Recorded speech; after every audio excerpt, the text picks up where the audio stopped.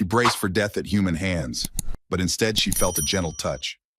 The colony had been dead for 14 years, but this morning a signal came, jagged, corrupted, and faint.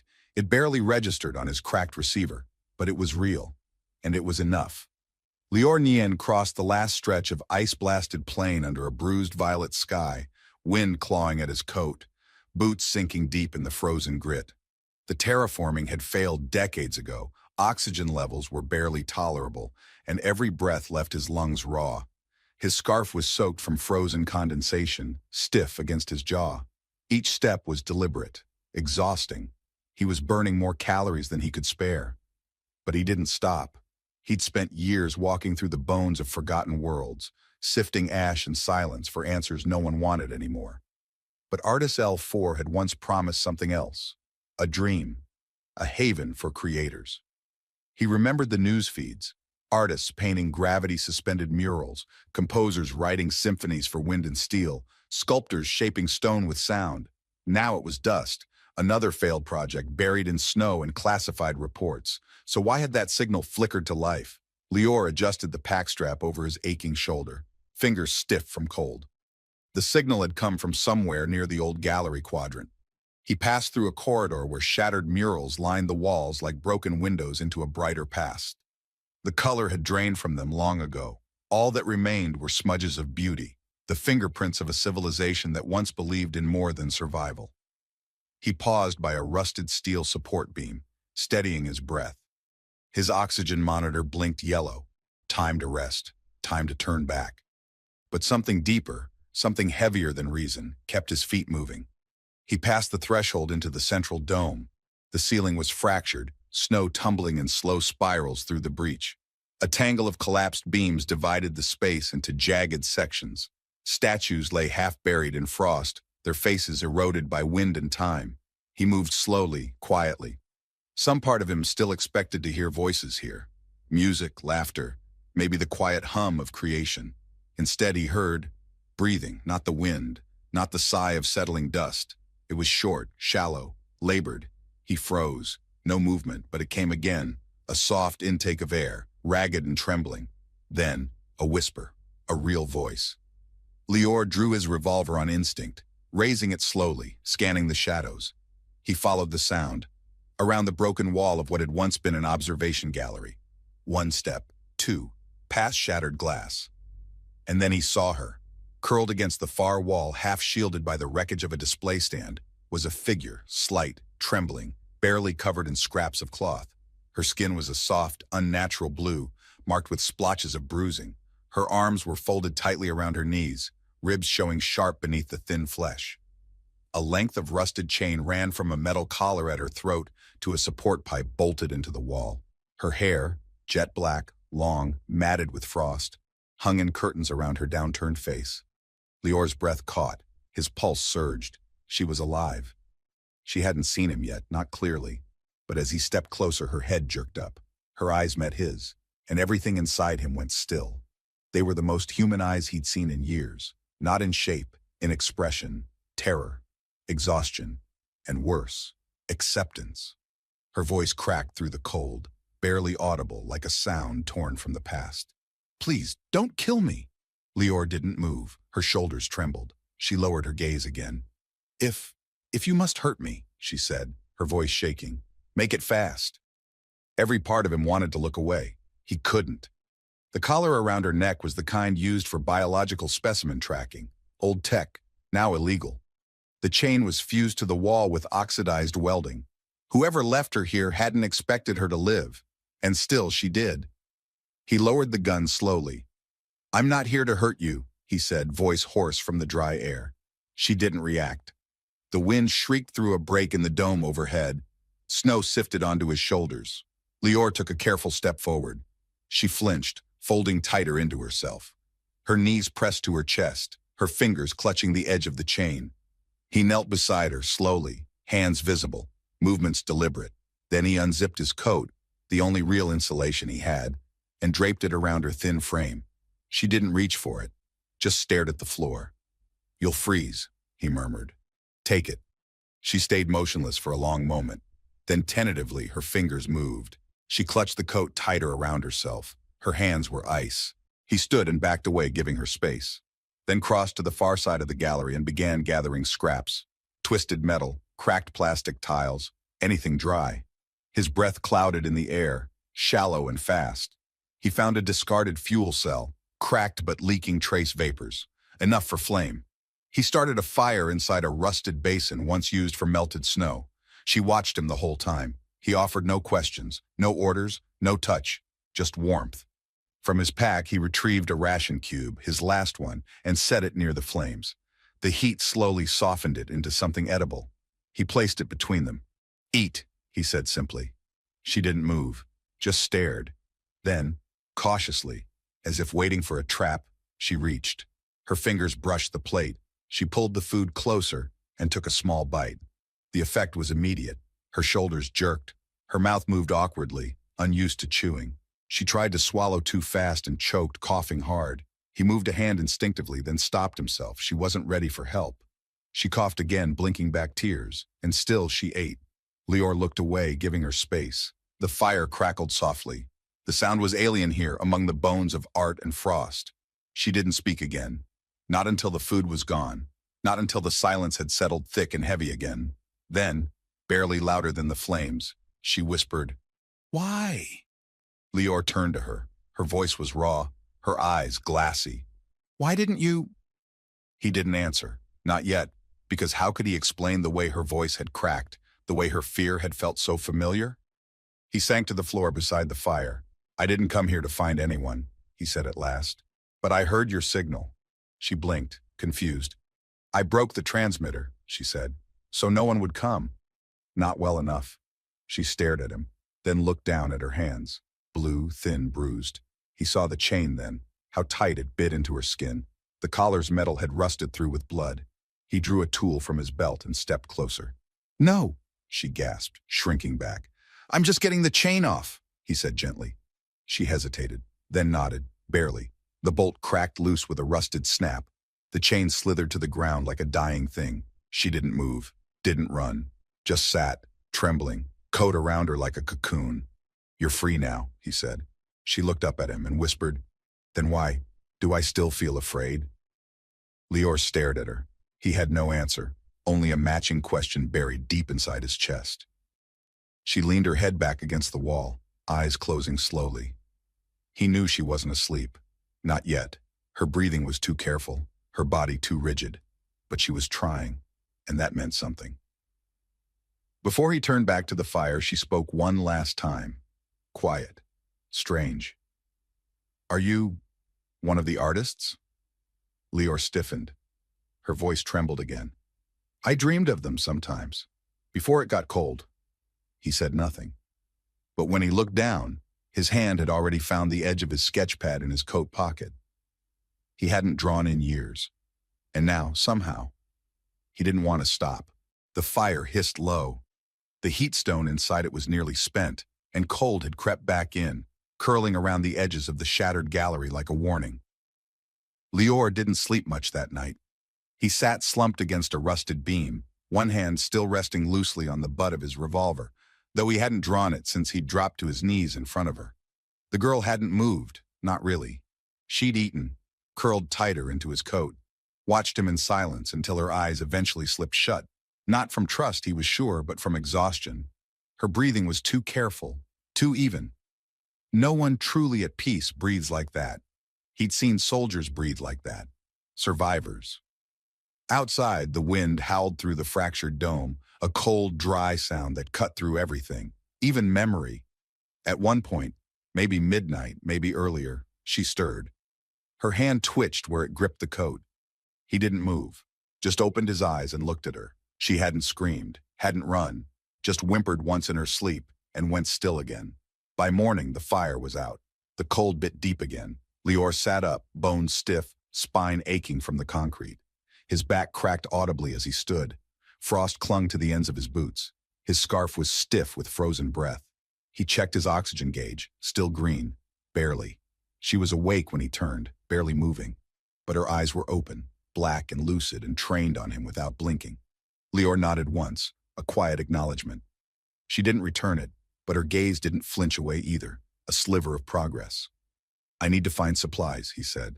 His voice came out low, unused. Food, fuel, filters. She said nothing. He started gathering his things, his pack, half-frozen gloves, his now empty ration wrapper. As he bent to check the revolver cylinder, he heard it. Will you come back? It wasn't a question she wanted to ask. He straightened, turned. She sat very still, shoulders squared, head bowed slightly. She wasn't asking because she wanted him back. She was asking because she was afraid of what would happen if he didn't return. I will, he said. I'm not leaving without you. Her jaw moved, but she said nothing. He didn't press it, just turned and left through the hall of cracked pillars, where fractured sunlight filtered in through the remains of Articel 4's once grand design. The corridors deeper in were choked with debris and ice. Ceiling panels hung like dead skin. The occasional flicker of a broken warning light still blinked overhead, their emergency charge somehow still pulsing after all these years. He moved slow, deliberate. The old colonial complex had been large, but it had also been abandoned violently. He could feel it. There were no signs of an orderly shutdown, just chaos. Tables left mid-meal, storage rooms half-emptied. Some kind of panic had swept through here like a flood. In what had once been a communal kitchen, Lior found 2 sealed nutrient packs, both covered in dust but intact. He stuffed them into his pack, along with 2 small thermal cells from a wall unit that sparked weakly when tapped. He didn't stop to rest. The girl was still back there in the cold, without a weapon or a second voice. By the time he returned, the sun, what little of it pierced the icy sky, had shifted. The light in the gallery had grown harsher, slicing through broken window panes at hard angles. She was where he left her, but her posture was different, more upright. She tracked his return like someone who hadn't decided whether to be relieved. I found food, he said, and heat. He lit one of the thermal cells near her with a quick twist and press. The chemical pad inside hissed, glowing orange. She flinched as the warmth reached her, then slowly shifted closer. He set the ration pack down and backed away, giving her space. Her fingers shook as she opened it. The smell, bland, metallic, vaguely like grain, rose into the cold air. She took a bite, chewed slowly. Halfway through, she paused, closed her eyes. Then, you came back. He looked at her. Yes. Why? Lior sat down near the fire, arms wrapped around his knees. I gave my word. She studied him. It wasn't the answer she expected. He could see it in the way her mouth pressed into a tighter line. Your kind don't usually keep promises. He nodded once. They don't. They sat in silence again. A few more bites passed. Then her voice. My name? She hesitated. He waited. They called me Subject 31. Lior exhaled, a soft sound, almost a laugh, not cruel, just broken. You have a real name? Her eyes flicked toward him. Not a glare, not exactly. Yes, but I haven't spoken it in a long time. Then don't say it yet, not until it's safe again. She looked at him for a long time and then, just barely, nodded. You're human, she said softly, but not like them. Lior didn't answer. He reached into his pack and pulled out a folded piece of thick paper, his sketch pad, opened it. On the second page, faint graphite lines had begun to take shape. Not fully formed, a silhouette. A woman curled in a coat. The beginnings of long black hair falling like ink across the page. Her eyes caught it. Is that me? He didn't hide it. He nodded once. You made me look whole. You are. I'm not. You could be. Silence again. But it wasn't cold this time. You're an artist? She asked. I was. Why not anymore? He closed the sketch pad carefully, tucked it away. Because I made beauty for people who burned it. That seemed to shake her more than anything else. She shifted on the floor, tucking her feet beneath her, coat wrapped close. Then, after a pause, then we are the same. Lior frowned. She looked up. They called me dangerous. A psionic threat. They said I made them see things that weren't real. Did you? Number I made them feel, just once, and it scared them. Lior stared at her. You feel everything? He asked. She hesitated, then gave a small, solemn nod. I used to feel what others did. Pain, grief, loneliness. But when I tried to show them what they'd done, they thought I was attacking. They were afraid of their own reflection.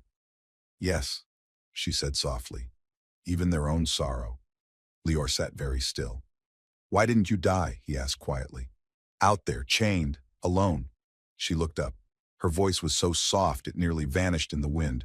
Because I broke the signal, but not completely. A part of me still wanted to believe someone different might come. She met his eyes now. And you did. Lear couldn't speak. Not because he didn't know what to say, but because in that moment, something in him shifted, just slightly. The crack that had run through his soul for so long had stopped growing. It hadn't healed, but it had heard a voice, a different voice, and it hadn't turned away. The wind outside rose again, howling against the dome. But inside, the fire held. And for the first time in years, Lear Nyen stayed, not because of guilt or duty, but because something here was still alive, and it had chosen not to give up. The storm came in just after dusk. A whiteout, fine-grained and fast, sweeping down from the northern ridge like a wave of erasure. Lear sealed the gallery's inner door just in time, bracing his shoulder against the warped metal until the magnetic lock caught with a reluctant hum. Snow slapped against the outer panels, hissing through broken seals, stinging even in the low pressure. The temperature inside the dome dropped another 5 degrees in under a minute. He turned from the door, breath harsh in the cold air. She was standing now, just a few feet from where she'd been sitting before, hands tucked inside his coat, her long black hair still wet from melted frost. Her frame looked even thinner in the gray light, but there was a steadiness in how she watched him now. Not confidence, but presence. A decision to stay standing, even if she wasn't sure why. He wiped his gloves on his thighs and nodded toward the fire. The storm will bury the corridor. We'll be sealed in for a while. She nodded, a small, mute movement, then looked toward the ceiling, where the dome's fracture let in a faint glow, distorted by snowfall. The light flickered like an old signal. Lear crossed to the pack he'd left near the central column, kneeling to check their remaining supplies. 2 nutrient tubes, half a flask of filtered water, 3 heat pads. No medical-grade fuel, no ammo, no way out until the storm passed. We'll need to ration what's left, he said, mostly to himself. Is it dangerous? She asked, after a long pause. Her voice wasn't as raw this time. Still soft, still wary, but it no longer trembled. The cold? Always, Lear said, glancing at her. The dome won't hold much longer. That fracture's growing. She looked down at the fire, at the flicker reflected in the floor, then said something he hadn't expected. You don't speak like the others. He paused, turning a half-used thermal cell in his hand. No? No, she said. You speak, like someone who knows how to be quiet. He looked at her fully now. You learn to be quiet, he said, when the things you love are taken from you while you're talking. She didn't ask what that meant, didn't need to. It was in the way he said it, like it had already been carved out of him long ago. Instead, she walked toward the small pile of salvaged blankets and crouched beside the fire again. Her knees trembled slightly as she folded herself down, but she didn't show pain, just exhaustion.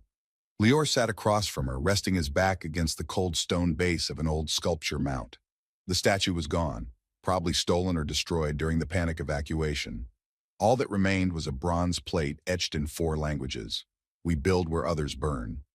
The irony wasn't lost on him. She watched him read it. That wasn't true, she said. They burned too. When they left, you remember the evacuation? He asked. She shook her head. I wasn't part of it. I was already here. They didn't know what to do with me. They left me chained. A silence dropped between them like a wall. Lear didn't ask the next question. Didn't need to. Her presence here, alive, was answer enough. Somehow, she had survived. Did they know? He asked quietly. What your kind really are? She pulled the coat tighter around her, arms hidden beneath the sleeves. They didn't care. Fear made it easier not to ask. And now? She hesitated. Then, now I don't know what I am. I think I stopped being anything a long time ago. Lear leaned his head back against the column, closing his eyes for a moment. You're not nothing, he said. I feel like it. Feeling and truth don't always line up. She didn't respond. The storm pressed harder outside. Snow packed against the outer walls, dulling the wind into a low, constant pressure hum. Somewhere, an old pipe groaned under the shift. Do you have a name? She asked after a while. You already asked that. No, she said. You told me what you were called. That's different. Lear opened his eyes, looked at her. She wasn't playing word games. She meant it. He took a breath. I used to be someone, Lear Nyen, artist, witness. Then I saw something I couldn't unsee, something done in the name of peace. I spoke out. They silenced me. She blinked. They? The ones who commissioned my work, governments, corporations. I painted for them. I didn't know I was helping hide the blood. You told the truth? I tried. And they punished you for it? Number worse. They ignored it. She absorbed that in silence, then nodded slowly, as if she understood that kind of erasure all too well. They said my people were weapons, she murmured, because we could reflect what we sensed, echo the emotions of others. It wasn't control, it was connection. But they couldn't handle the mirror. He stared at her. That's why they chained you. It wasn't fear of what I could do. It was fear of what they might feel if I stayed free. He looked down at his hands, scarred, cold, still trembling sometimes, even years later. He thought of the paintings he'd burned, the ones he didn't have the strength to look at anymore. She noticed the way he went still. You carry it too, she said. I try not to. Trying isn't the same as succeeding. Another silence, but it didn't feel like retreat. It felt like recognition. After a long while, Lior stood and crossed to the far wall. He pried loose a metal panel, behind which he'd seen the shimmer of a vent line. Warm air still pulsed faintly through it, heat from somewhere deeper in the facility, maybe from the old generator buried beneath the administrative wing. He returned and slid the vent panel near the base of the fire pit. Warmer now, he said. She glanced toward the panel, then him. Thank you. She hesitated, then pulled the coat tighter again and lay down, this time not against the wall but closer to the fire. Lior didn't join her. He stayed sitting, sketchpad in his lap. He flipped to the next page, started to draw again. Not her face, not yet. Just the curve of a shoulder, the line of a sleeping body wrapped in a coat. Quiet, alive, and not alone. The storm outside raged on, but inside they stayed in the warmth, not speaking. Not because they feared words, but because they had finally begun to hear each other without them. The storm had passed, but the silence it left behind was thicker than before. Outside the fractured dome, the snow lay heavy, a smothering layer that sealed the world shut. But inside, within the broken bones of a dream called Artis L4, the fire still burned. Lior had just finished boiling a flask of melted snow. Steam rose in soft curls, vanishing into the chill air as he handed the container to her. She took it without hesitation this time. Her hands, still faintly blue at the knuckles, were steadier now. The coat he'd given her hung more naturally around her frame, as if she no longer expected it to be taken away. Lior watched her drink. Her lips pressed to the rim with care, like she wasn't used to holding something warm. When she finished, she closed her eyes for a breath. And then, with a voice quiet but certain, she said, My name is Sanvi. He didn't move, didn't speak right away. But he heard it, the way she gave it like a secret, not a title. A name buried so long it had almost gone sour in the dark. He gave a small nod. Sanvi. She looked at him. That was the name I was given before they put a tag on my wrist and called me dangerous. Before the silence. Before the fear. What was it before? He asked. She hesitated. Her gaze dropped to the cracked floor. I was born on a satellite colony, east of the Triadine Rift. The Thalian homeworld had already fallen by then. Most of my people were scattered, refugees or captured. My mother died when I was very young. My father, he was one of the last artists of our kind. Lior leaned forward, elbows on his knees, listening. He told stories with his hands, she said, her fingers mimicking the shapes of air. We don't draw like you, we imprint. We leave emotion in the material. Stone, clay, even sound. If it holds memory, it can hold us. Memory sculpture, Lior murmured. I've read about it. One of your pieces caused an ambassador to collapse from grief during an exhibition. Sanvi nodded faintly. Because it was real. We don't make things to impress. We make them to release. What happened to your father? They came for him after his last commission. Said the piece had destabilizing psychological resonance. They didn't want people to feel what he had carved. They feared the wrong things, Lior said. No, she replied. They feared the right thing. They feared remembering. The silence that followed wasn't awkward. It was reverent. I was 15 when they took me, she continued. I hadn't even shaped my first full piece. I could barely hold a resonance, but they tested me anyway, hooked me to machines, asked me to demonstrate. Lior clenched his jaw.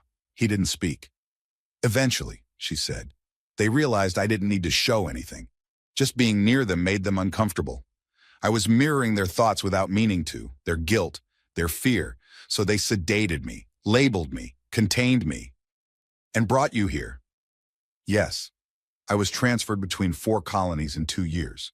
But when the funding for the Artis L4 project collapsed, the researchers were recalled. The support staff were told to evacuate immediately. There were too many inconvenient variables. So they left me, told the last technician to let the cold take care of it. He couldn't do it, so he chained me and walked away. She touched her throat. The collar was gone now, but the memory of it lived just beneath the skin. Lior stared into the fire. I've seen those kinds of orders, he said, the bureaucratic kind, the ones that kill slowly, through neat wording and perfect signatures. She looked at him. Her voice was softer now. And you? What did you lose? Lior exhaled slowly. My story doesn't begin with chains, he said, but it ends with fire. He rubbed the side of his hand against his jaw, scraping the week-old stubble there, as if he could rub the memory away. I was a painter, commissioned across the inner systems. I was known for war murals, huge pieces, abstract but visceral. I made carnage beautiful. They liked that. They? She asked, though she already knew the answer. The politicians, the buyers, the ones who needed art to make destruction palatable. I was their darling. I got special transport routes, safe corridors, first access to frontline imagery. They let me see everything, as long as I painted it just right. He shook his head. But then I saw something I couldn't frame. A colony, freshly bombed, not by aliens, not by monsters, by our own forces, under the guise of cleansing a psionic threat. Children were burned in the shelters. Murals I'd painted were blackened on the walls behind them. Sanvi's voice dropped into a whisper. And they blamed someone? They called it an unfortunate convergence of events. I called it murder. I spoke, loudly, publicly. They buried me in silence, cut funding, pulled commissions. Then they turned my older works into propaganda again, sliced the context, erased the captions. He reached into his bag, pulled out a small canvas fragment sealed in protective foil. It was burned at the edges, smudged with ash, but still visible. A single blue eye painted in intricate, trembling detail. Sanvi stared. I painted this from memory, Lior said, from a refugee girl who looked at me while the world fell behind her. It wasn't me, she said. But it could have been. He nodded. I kept it, he said, after I burned the rest. Sanvi touched the edge of the canvas with trembling fingers. Neither of them spoke for a long time. Finally, she looked up. So this place, it wasn't just where you came to die. Lior shook his head. Number I came here hoping that if there was one painting left on these walls, I could look at it and see if it was crying. A breath escaped her lips. Something between a laugh and a sob. You thought the art would weep? I thought I would. Her hand moved, almost without thinking, and rested gently over his. She didn't flinch, and neither did he. I think, she said, we both forgot how to be seen. And now? She looked around at the cracked dome, the failed utopia, the dim firelight catching the lines of her face. I think, she said softly, we're still here. Lior didn't respond with words. He just let her hand stay on his. For the first time, the silence didn't ache. It held them, together. The quiet didn't feel safe anymore. It felt wrong. Lior woke with a sharp intake of breath, every instinct alert before his eyes had adjusted to the gray morning light. The air had shifted, too still, too cold. The fire had died sometime in the early hours, and the faintest pressure pressed against his eardrums. Not sound exactly. A hum. A tremor through the stone beneath him. He reached for the scanner, fingers steady despite the cold. A slow pulse rolled across the screen. Faint, 3 blips, triangulating, closing. He didn't need to see more. Raiders. They'd found the colony. Lior swung his legs over the side of the platform and gritted his teeth against the jolt of pain in his ankle. It hadn't worsened, but the swelling was tight now. He tightened the makeshift wrap, hissed quietly, and stood. Sanvi stirred behind him. She hadn't slept as deeply as she had the night before. Something in the atmosphere must have warned her too. She sat up, pushing her hair out of her eyes. What is it? He didn't answer right away, just handed her the scanner. She looked. Her face didn't change, but he saw the way her body stilled. How long? They'll breach the outer corridor within 15 minutes, maybe less. She nodded. No panic, no questions, just movement. They both gathered what little they had: blankets, the med kit, the sketch pad. Lior pressed one of the remaining heat pads against his side beneath his jacket, not for comfort, but to keep the muscles from locking. He led her toward the far end of the old dome, where a partial collapse had created a tangled mess of scaffolding and debris. It wasn't ideal, but it was narrow enough to be defensible and hidden enough to stay unseen. As they crouched behind a curved girder, Sanvi turned to him. "I'll stay out of sight, but if they get close—" "No," he cut in, voice low. "You're not bait. You're not backup." Her jaw clenched. "I'm not helpless." "I know." He looked at her, really looked. "But you're not expendable either." That silenced her more than anything. She nodded once and melted back into the shadows. Lior slipped away in the opposite direction, low and fast, moving through fractured walkways and hollow corridors that groaned faintly underfoot.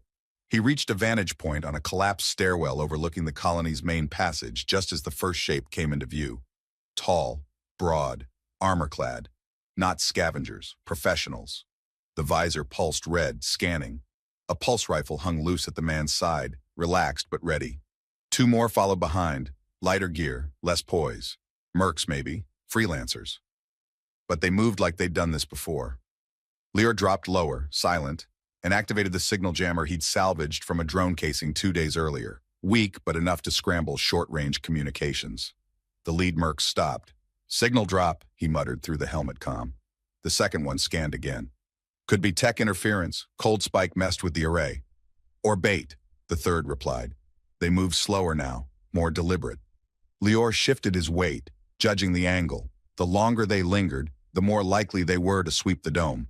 And Sanvi was in there, unarmed, exhausted, exposed. He couldn't let that happen. He fired. One shot. The lead merc dropped, center mass. The other two scattered, ducking into cover. Return fire hissed through the cold, bright blue bursts that tore through the upper level. Steam plumed as the blasts hit frost-covered walls, shattering stone and steel. Lior moved, fast. He dove across the corridor, tucking into a service hatch just as a bolt screamed past his head. He fired again, grazed one of them, enough to slow them, not enough to stop them. A sharp hiss burst behind him. A voice barked into a comm unit. The signal jammer had failed. They knew now there was someone else here, someone defending. One of them moved to flank.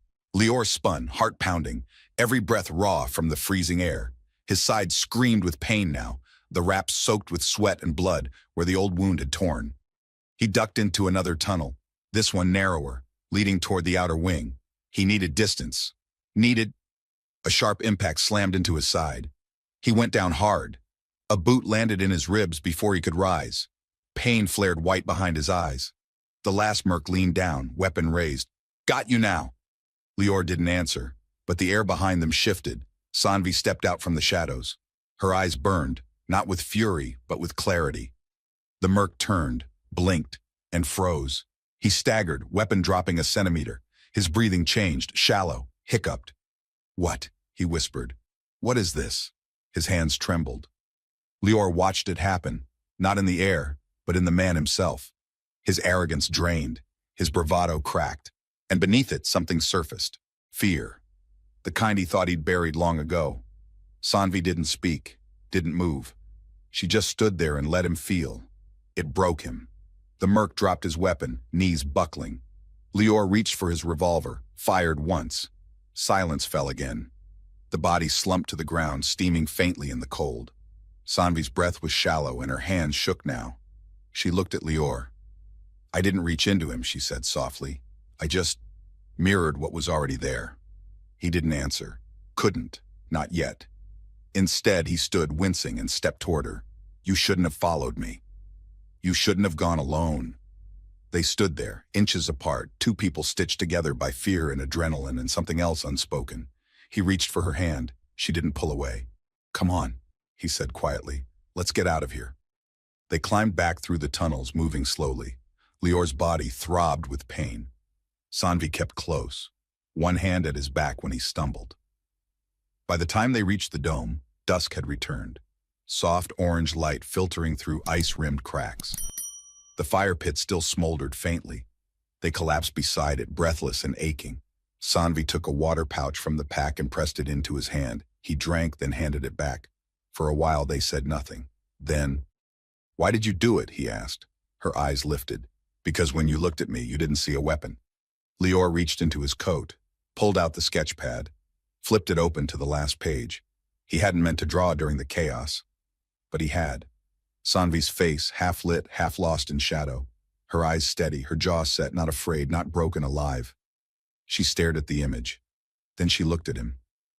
"You kept seeing me even when I disappeared."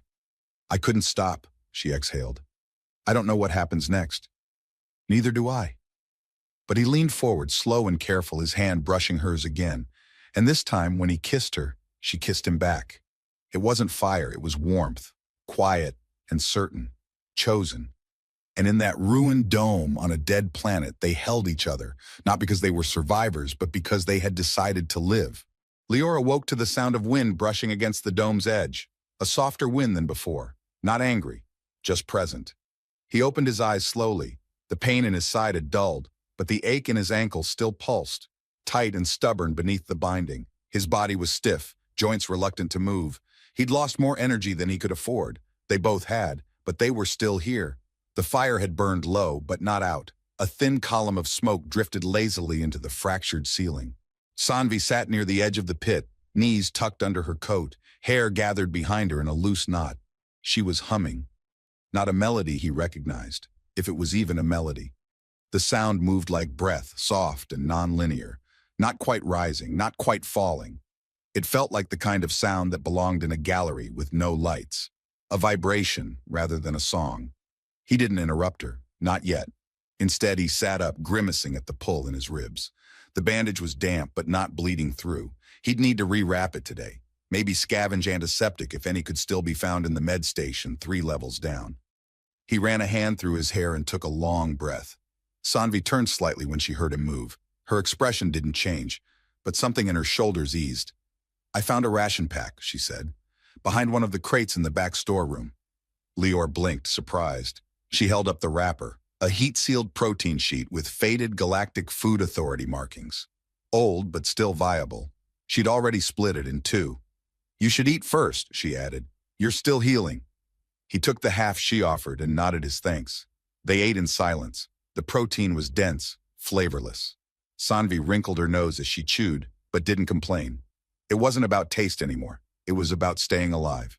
When they finished, Lior used the last of their meltwater to clean the knife and rewrap his ribs. Sanvi watched without comment, but her eyes tracked every movement, measuring how he winced, how he favored his right arm.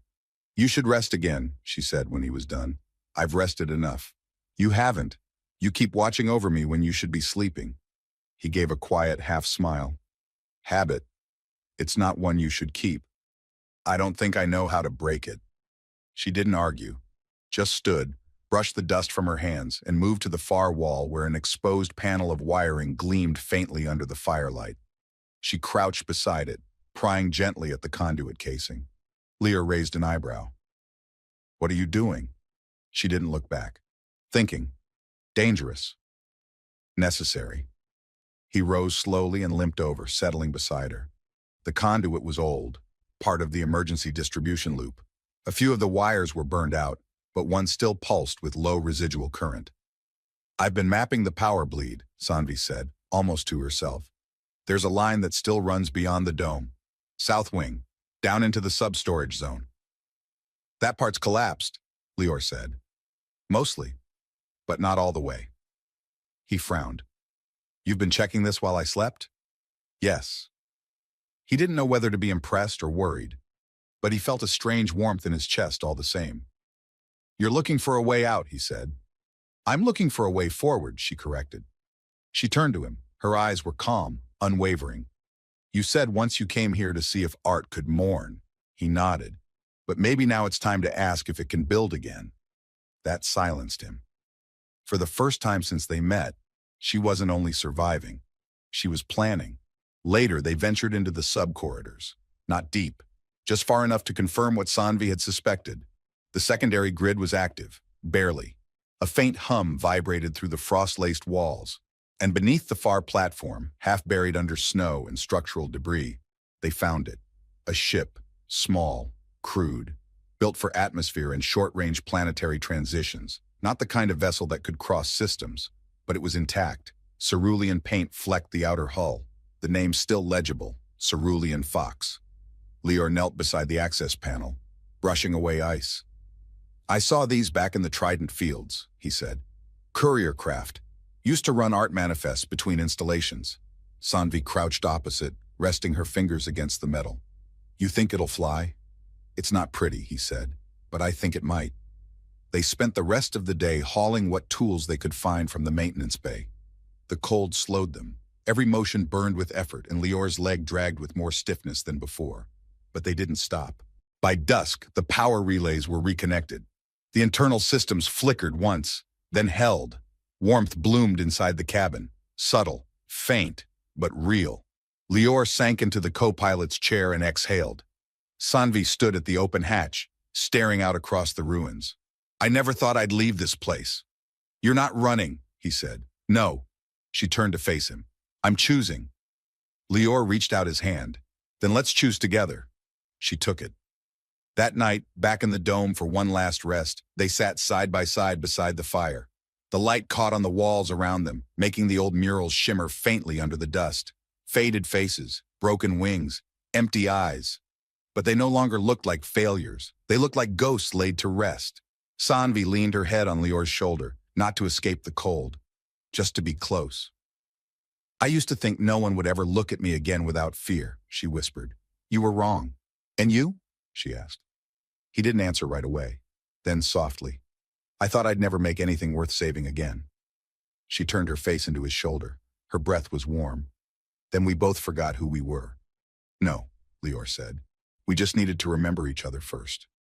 The fire crackled, and outside the stars began to rise, cold, sharp, distant, but no longer unreachable. The wind was finally still. No more howling, no more moaning through fractured corridors or shrieking through broken glass. Only silence. The kind that didn't feel like danger anymore. Lior stood at the edge of the sub-platform where the Cerulean Fox rested, its blue hull now free of snow, half glinting in the soft dawn light. The vessel was patched, rewired, flight-ready. He wasn't sure how long he'd been staring at it. He only knew that this time, he didn't feel the urge to run. Behind him, footsteps approached, quiet, careful, and unhurried. Sanvi stopped beside him. She said nothing at first.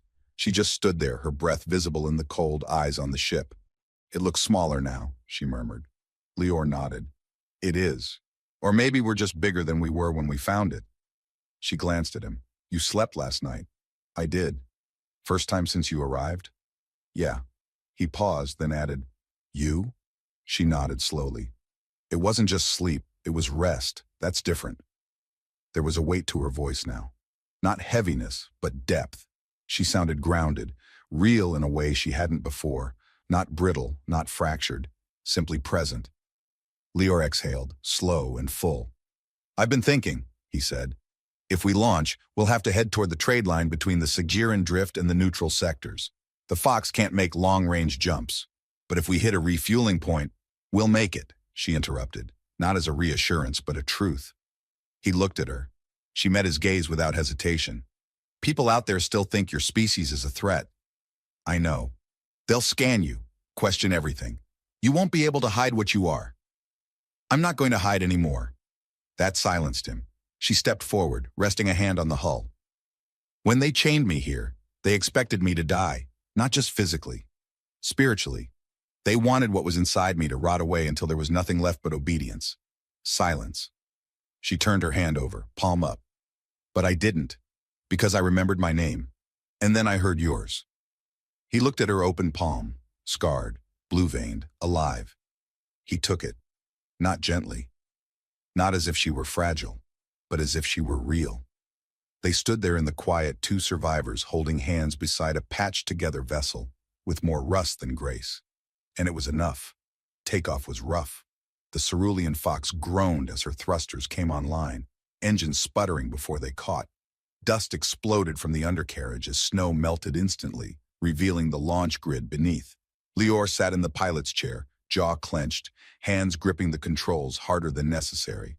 Sanvi sat beside him, strapped in, her fingers on the auxiliary power relay. "You've done this before?" she asked. He smirked. number. But I've seen someone else do it once. That's comforting. The ship lurched. Sanvi braced herself as a metal screech echoed through the underframe. Are we breaking? Not yet. Another jolt. Then a sudden rush of lift. G-forces pushed them back into their seats as the ship rose above the colony. And then, weightlessness. Clouds. Pale sky. The sun blooming across the ice sheet below. Artis L4 shrank beneath them, its shattered domes and rusted spires slowly giving way to a smooth, white horizon.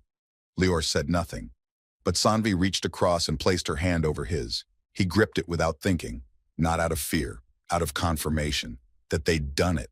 They didn't speak much during orbit. The system's edge flickered faintly in the distance, navigation buoys pulsing through the dark. There would be interference ahead, and the comms array needed calibration. Fuel levels were just below half. They would need a dock soon, but none of that felt urgent. Inside the cabin, there was silence again, not the silence of isolation, the silence of two people no longer bracing for survival. Lior leaned back in his chair, watching her as she gazed through the viewport. Her expression was unreadable, but her breathing was calm, rhythmic, a stillness not born of restraint but peace. I don't know what comes next, he said finally. Sanvi turned toward him. That's the point. He raised an eyebrow. We get to decide it. She smiled, soft and genuine. I don't want to run anymore, she said. Then we don't. He reached for the sketch pad. It was worn, edges curled, pages loose from age and use. But he flipped to a clean sheet and began to draw, not because he needed to capture anything, but because his hands had finally remembered what they were made for. He drew the curve of a ship against a rising moon. A girl with black hair sitting in a pilot's seat, her eyes reflecting stars. And in the corner, a hand holding another. No weapons, no chains, just choice. Later, as the ship hummed through space, and the stars stretched ahead of them like a river of light, Sanvi leaned her head against his shoulder. They didn't need to speak. The universe was vast, uncertain, full of ghosts and ruin and memory. But it was also full of paths yet drawn, and they had survived. Not to run, not to hide, but to make something, to begin again, together. The planet they landed on had no name, at least not one that mattered anymore. It was listed in the long-forgotten trade archives as E71104, a terraformed agricultural moon that had once served as a refueling and rest stop for long-haul convoys. Now it was empty, but it wasn't dead. The air was cold, crisp, breathable. The light was gentle, refracted through high-altitude mist that painted the sky in shades of silver and pale blue. Grass had returned in patches. Thin, frost-hardened moss grew in fractured cracks between abandoned structures. And just beyond the eastern ridge, a cluster of dormant wind turbines creaked softly in the breeze, still turning. Lior stepped out of the ship first. The air bit at his lungs, but it was clean. He inhaled slowly. The weight in his chest, an old thing made of grief and unfinished stories, didn't tighten this time. Behind him, the hatch hissed open, and Sanvi stepped down. She was wrapped in one of the salvaged coats they'd repurposed. Her hair had been tied back, clean and damp from the rationed water they'd boiled that morning. The cold kissed her cheeks, and for the first time since he'd met her, Lior saw her smile without hesitation. No fear, no flinch, just sunlight and space and breath. They walked without speaking, boots crunching over cracked stone and dry frost, past the ruins of what had once been a greenhouse ring. Rusted arches curled upward like the bones of a forgotten cathedral, and yet something still bloomed here, a stubborn vine, curling through a broken pane, dotted with pale lavender buds. Sanvi touched one gently, and her voice came like mist. It's beautiful, she said. It shouldn't be alive, Lior replied, but it is. She looked up at him. So are we. They walked until the hill began to rise, until the world behind them shrank and the sky opened in full. There, on a flat outcropping beneath an old comms tower, they stopped. Sanvi sat first, pulling her knees to her chest and letting the breeze catch her hair. Lior sat beside her. Not too close. Not yet. They watched the wind turbines spin lazily in the distance. Somewhere, a bird, an actual bird, called out across the ridge. Not a drone, not a siren. Just life, uncoded and unscripted. I didn't think freedom would be so quiet, she said after a while. Lior rested his arms over his knees. I didn't think I'd still be afraid after I found it. She turned toward him. You are? Yes, he admitted. Not of the world. Not of dying. Then what? Of stopping. Of letting myself feel too much again. Sanvi didn't speak immediately, but when she did, her words were soft and unshaken. I was afraid of being touched, not because I thought it would hurt, but because I couldn't tell if I would vanish the moment someone did. She looked down at her hands. For so long, the only thing I understood was how to disappear inside myself. Even after you found me, part of me stayed chained. Lior turned to face her fully. And now? She looked up. I'm still learning how to stay here, to be real. Her eyes were steady. But I want to be. Lior didn't move yet. His hand hovered inches from hers. This isn't something I expect, he said. Not after what they took from you. They didn't take everything, she replied. Don't rush because I'm here. I'm not rushing, she said. She took his hand. I'm arriving. The wind moved around them like breath. Lior turned toward her and she didn't look away. Not this time. No hesitation. No tremor. Just two people sitting on a hill, under a sky that didn't demand anything of them, in a world that didn't remember what they'd survived. He leaned in slowly, and she met him halfway. The kiss was not desperate, not a relief, not a breaking point. It was quiet, deliberate, a choosing. It lingered, soft, anchored, filled with all the things neither of them had words for. Not passion, but presence. Not need, but promise. When they parted, Sanvi didn't look down. She let him see her. All of her. And Lior, for the first time, didn't feel like a man carrying ghosts. He felt like a man who had finally put one down. They stayed on that hill for hours, speaking sometimes, silent often. Their shoulders brushed when the wind blew harder. Their fingers remained intertwined without pressure. Later, they gathered old solar tiles from the ruins, propped up a temporary field shelter, and boiled water over a new fire. Sanvi traced symbols in the dirt with a stick, her people's script, long forgotten by most of the galaxy. Lior asked what it meant. She smiled. Tomorrow. When night fell, they didn't go back into the ship. They slept beneath the stars, two figures under salvaged blankets, side by side in the open, breathing the same cold air. Sanvi slept without fear. Lior slept without guilt. And in the sky above them, far from memory, a satellite blinked once and kept turning.